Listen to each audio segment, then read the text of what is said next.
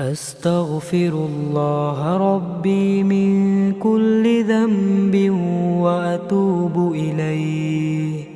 أستغفر الله ربي من كل ذنب وأتوب إليه.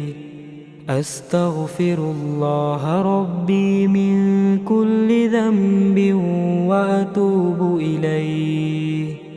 أستغفر الله ربي من كل ذنب وأتوب إليه.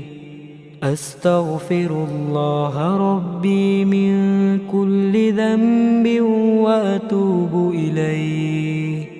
أستغفر الله ربي من كل ذنب وأتوب إليه.